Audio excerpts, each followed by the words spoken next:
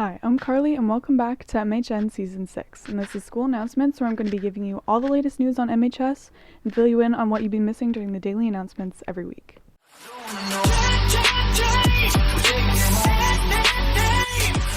Prom is on, and prom tickets are on sale for $65 each. They will be sold during math breaks, after school from 2:10 to 3, and before lunch. Dues must be paid before you buy a prom ticket. See Miss Macarons or Miss Lerner to buy them. There will be a Saga Club meeting April 28th at 2:15. Let Miss Adams know if you'd like the link to attend. The next International Club meeting will be April 14th at 2:15. Let Miss Adams know if you'd like the link to attend. MHS will be celebrating Foreign Language Week as soon as we return from April vacation. Students should be ready to hear, speak, and experience other languages and cultures. Thanks for watching.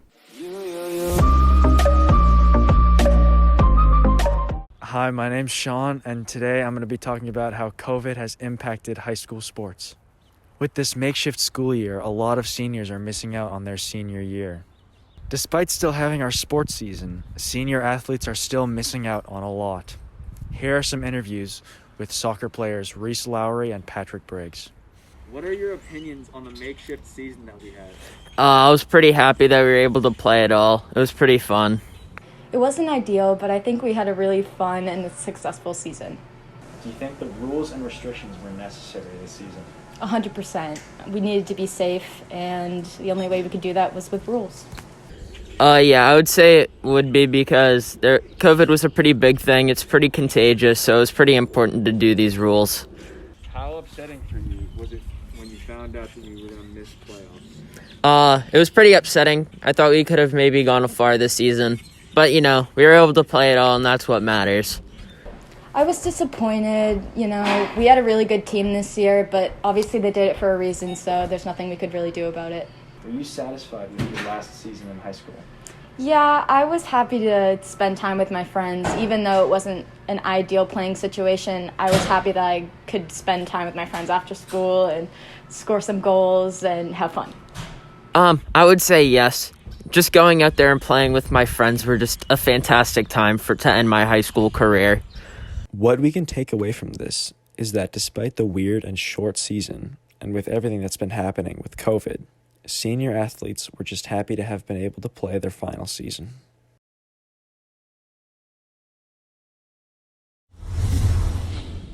Hey guys, welcome back to Liv Nat in the kitchen. Today we'll be testing our culinary skills with strawberry cheesecake macarons. I heard macarons are a hard dessert to master, so let's see how we do on our first try. First, you are going to add 4 tablespoons of egg whites to a bowl, along with 1/4 cup of sugar, and beat that until stiff peaks have formed. Next, you are going to sift in 1 cup of fine almond flour and 1 3/4 cup of powdered sugar, and stir that in very gently until combined. Divide the batter in 2, leaving 1/2 plain, adding that to a bag, and dye the other half a light pink and add that to a separate bag as well. Then you are going to cut off the ends of each bag and add both bags to a larger bag, cutting off the end of that.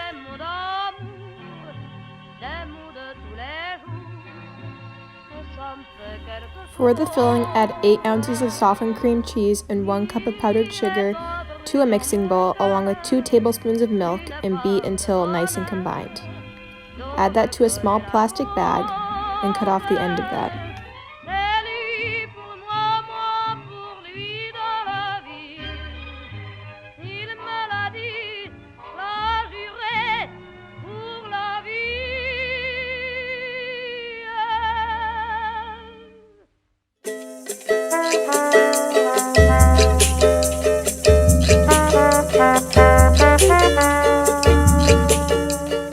The macarons are ready! Time to taste them! Overall, not bad. We have a few tips for baking the macarons because we had some difficulties getting them off the parchment paper, and some of them, the bottom spilled out a bit.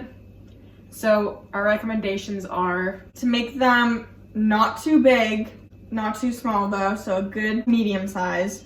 Space them out evenly on the parchment paper. Make sure they're all the way cooked, so we recommend, I'd say 15 minutes. At least 15 minutes. At least 15 minutes. Make sure they cool all the way, so at least another 15 minutes for cooling. And then you should be good to go. But besides that, I think they were pretty good. I'm gonna give them a 6 out of 10. I'm gonna give them a 7.5 out of 10. I mean, they're pretty good for our first try, but I've tasted better. I like the ones at the Natick Mall better. Yeah. If you want to make them, the link will be down below. Thanks so much for watching, guys. We'll see you in our next episode. Now on to the next segment.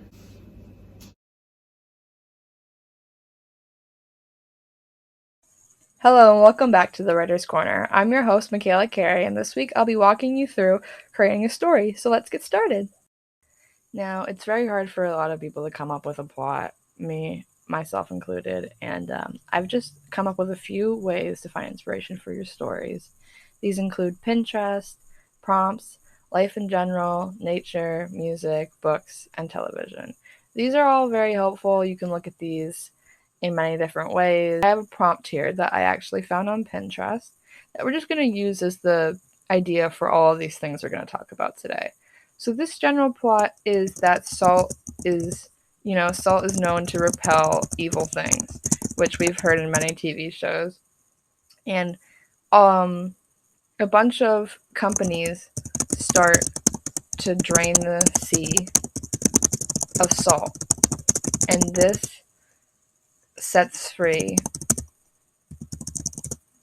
a monster that the Dead Sea was meant to contain. So that's the general prompt idea. I like to think, who do I need in this story to help it progress? Now, with the plot that we already have, we can ask ourselves, who would be the one that is helping the Dead Sea? Who's the one that's trying to solve this problem of this monster being released on the world? And that's probably a hero, because not a lot of people would decide they're gonna go out and save the world from a sea monster. So you have to think, what kind of traits does this character exhibit? And probably bravery, selfless, kind, and this also, you don't have to stick with cliches for your character, because it makes it a lot more interesting when you have a character who you wouldn't expect to see in that sort of situation. Now, with all stories, there's usually some sort of lesson you're trying to get across to your reader, or some sort of meaning to the story, because without meaning or a lesson, your story doesn't really hold up. So with this example in mind, maybe your goal is to teach people just this really basic thing. Maybe don't harm the environment. Maybe that's your basic goal. Conflict doesn't always have to be big to make the story interesting. Now, a big conflict would be anything from a death of a character, or the world exploding, something like that. Something really big that puts a lot of weight on your characters. Now, at times, a big conflict is necessary for the story, but you don't have to put in a big conflict if you don't feel like it'll help drive your story forward. A lot of people tend to kill off characters for seemingly no reason because they want to add conflict to their story, and this isn't necessary. There is an easy way to add conflict to your story, and it can just be in small moments that aren't really that exciting, but they add conflict to your story and keep the reader engaged. Thanks for listening to this fast class in creating a story. If you want more information, we have a link in the description where I go more in depth in each topic, and I give you a tip that will hopefully move your story along faster. So if you're interested in that, check the description, and I'll see you next time.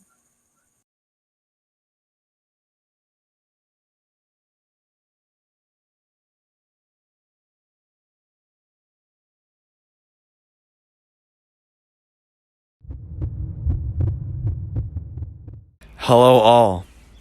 My name is Sean, and that's Aiden behind the camera. This is MHN Sports. The football team are off to a slow start this season with a record of 1-2.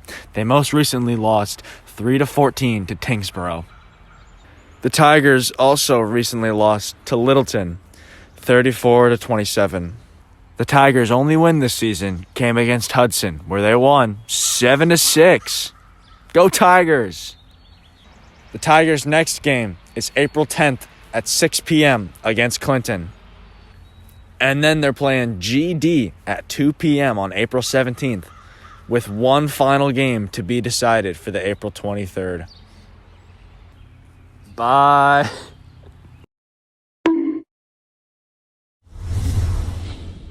Hi everyone, and welcome back to another episode of Fashion Mania.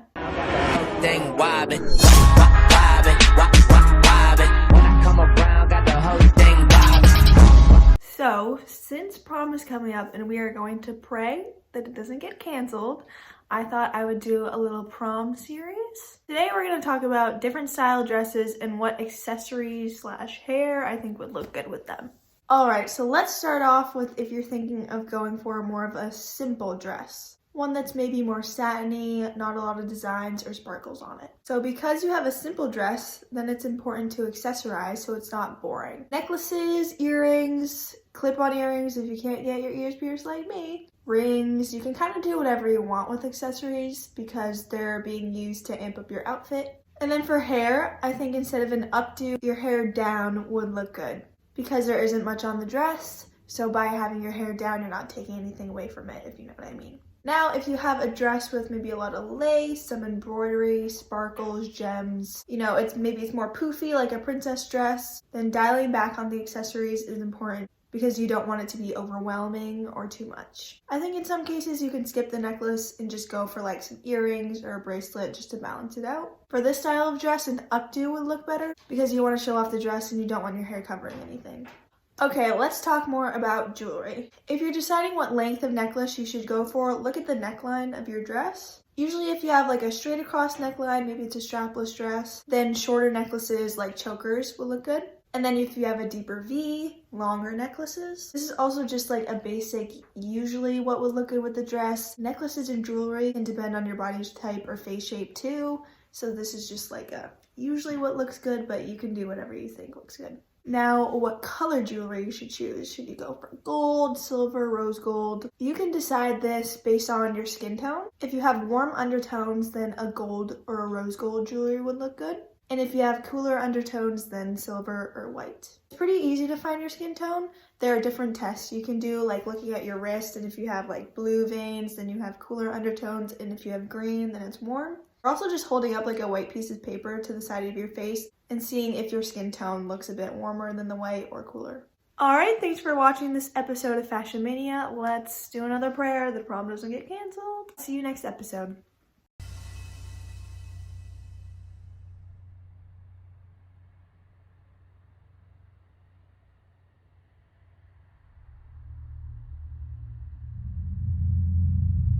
Hey, one of our interns got this package of muffins for us. I said thank you and shoot him back to his dark, moist crawl space from whence he came. Sick. We need to grind out this documentary. Cheers! Oh boy.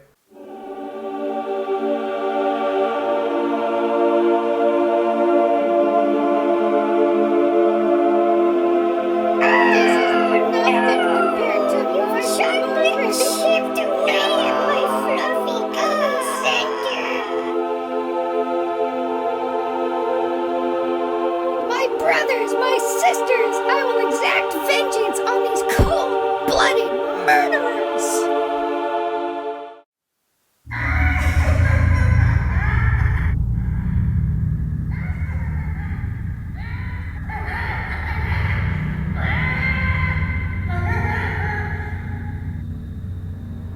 Hey, Lucas, you say something? I don't know. Maybe it was that intern. Keep it down in there!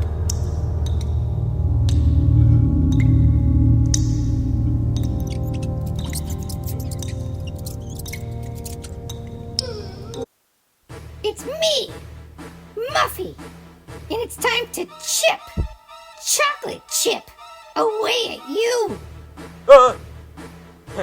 Muffy. Yeah, I mean, the Chucky series called. They want their whole thing back. Nice. Here I come. Alright, that's enough for you tonight.